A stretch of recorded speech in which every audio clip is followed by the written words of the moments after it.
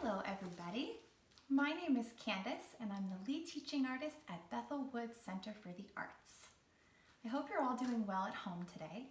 I'm at home too while Bethel Woods is closed, but I just so happen to have with me a very special book that I'd like to share with you today.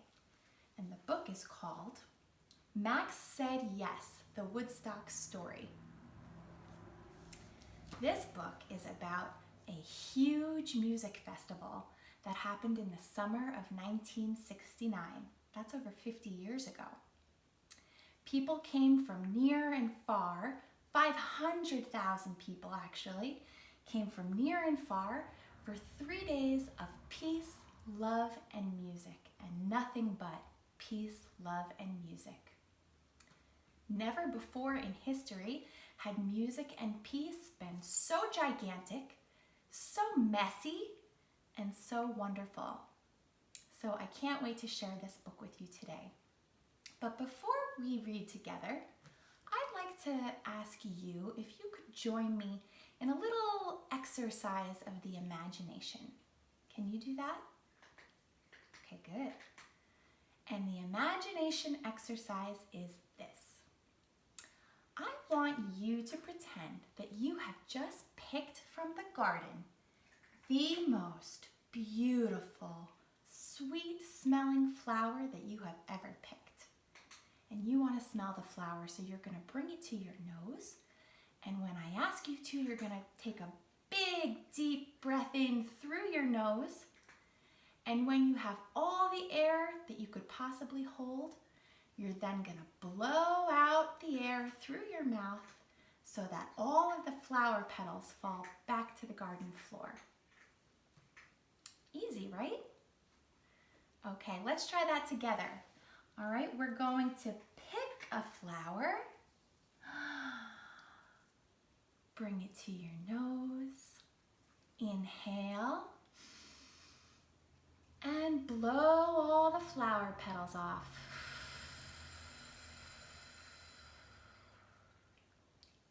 Good. Let's try that again. Let's pick another flower. Okay, ready? Pick it up to your nose.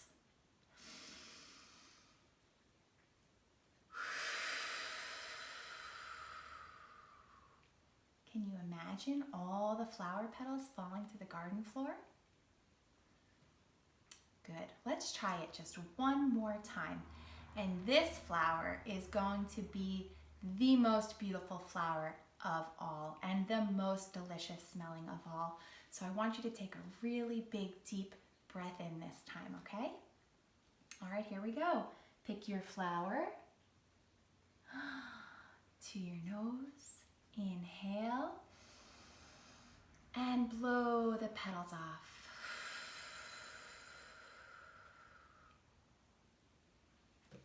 Okay, great. That was fun. And it also feels kind of good to take a big, deep breath sometimes, doesn't it? Okay, great. So now that our imaginations are all warmed up, I think we can share our book now. Max Said Yes, the Woodstock Story. And I want you to listen as I'm reading and see if you can pick out all of the helpful people that we encounter along the way. Okay? Woodstock was a journey. People came from far, far away just to get to the festival. But there were a few problems. And everybody needed the help of everybody else to make sure that the 3 days were full of music and fun and love and peace and nothing but that, okay? So listen out for all those helpful, caring people. Max Said Yes, the Woodstock Story. Oh, and that is written by Abigail Yasgur and Joseph Lipner.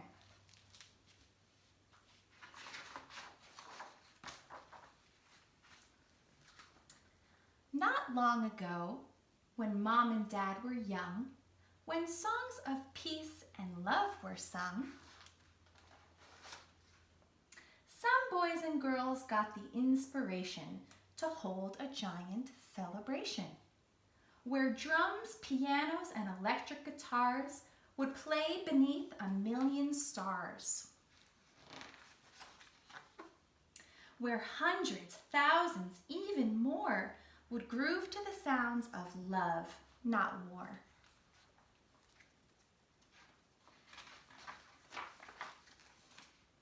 They chose the music, chose each band.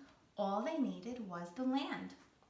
Before the gig was signed and sealed, they had to find a farmer's field. The first farmer said, "There's no way I'd let hippies camp out in my hay." The second said, "The dirt, the noise, those unwashed, dirty girls and boys." The third farmer said, "Sure, I don't mind." His neighbors yelled. He changed his mind. One farmer did not think the same, and Max Yasgur was his name. He raised cows, sold milk and cheese. He liked kids with big ideas like these. And Max said, "Yes." And the people came from near and far in their van or bus or beetle car. Tents stretched as far as your eyes could see, where the alfalfa used to be.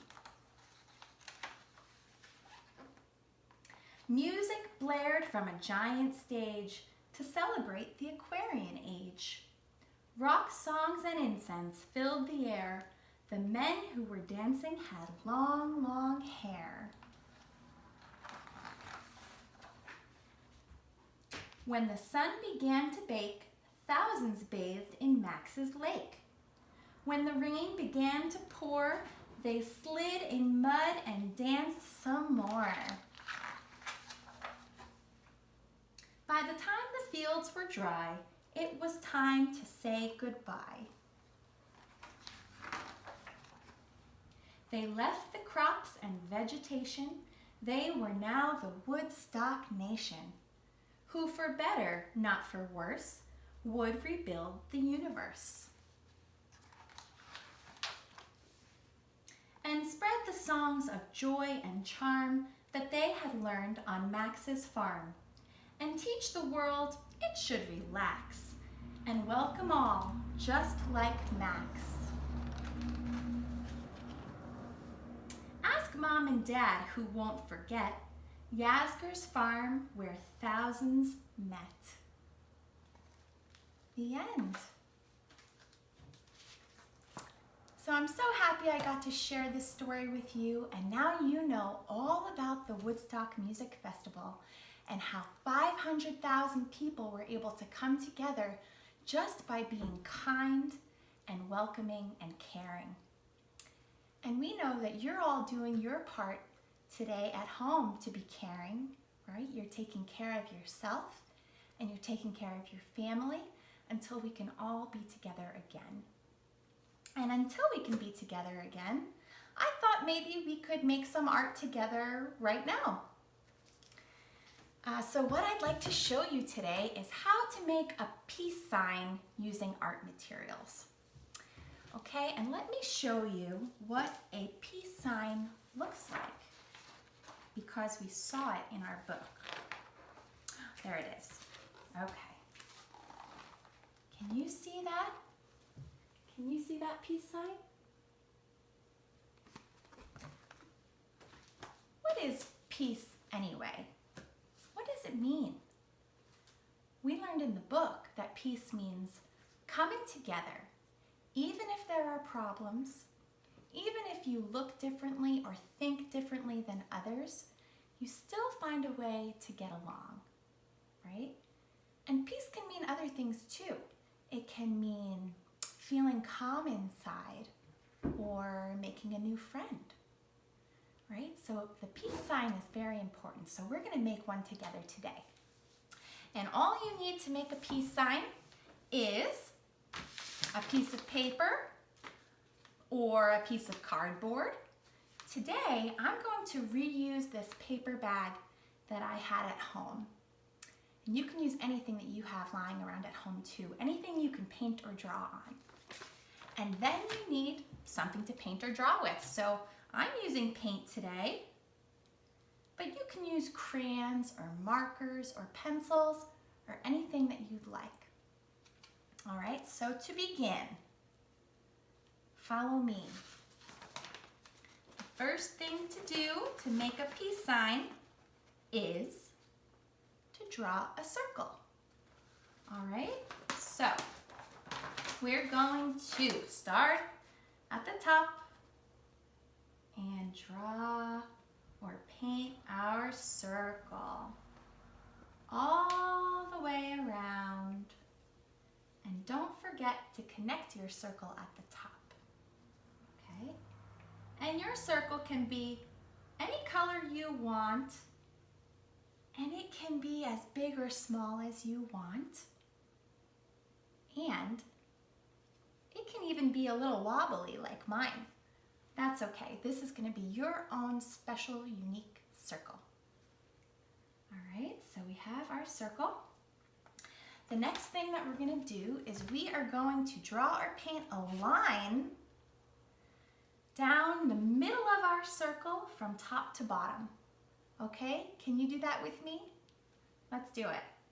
We're going to start at the top and we're going to draw a straight line down to the bottom, and we're going to stop when we get to the circle. Okay? Just like that. Good job. We're almost done with our peace sign. Okay, the next thing we're going to do, we are going to draw two legs out from our line. All right, so you're going to find the center of your line right about there. And then you're going to go a little lower. And you're going to draw one leg out to the side. And you're going to stop at that circle line. Okay, and then you're going to do the same thing on the other side.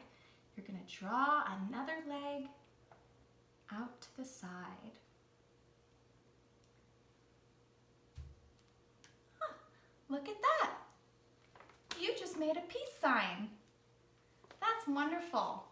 And now you can feel free to draw or paint your peace sign. You can decorate it any way you'd like. You can use colors and shapes and lines, and you can decorate the inside and you can decorate the outside. And I hope you have a lot of fun doing that. All right. So thank you everybody for joining me to read Max Said Yes, the Woodstock Story, and to make a little art with me. And we cannot wait to see you back at Bethel Woods when we can be together again. And until then, continue to take care of yourself and take care of each other. Bye-bye.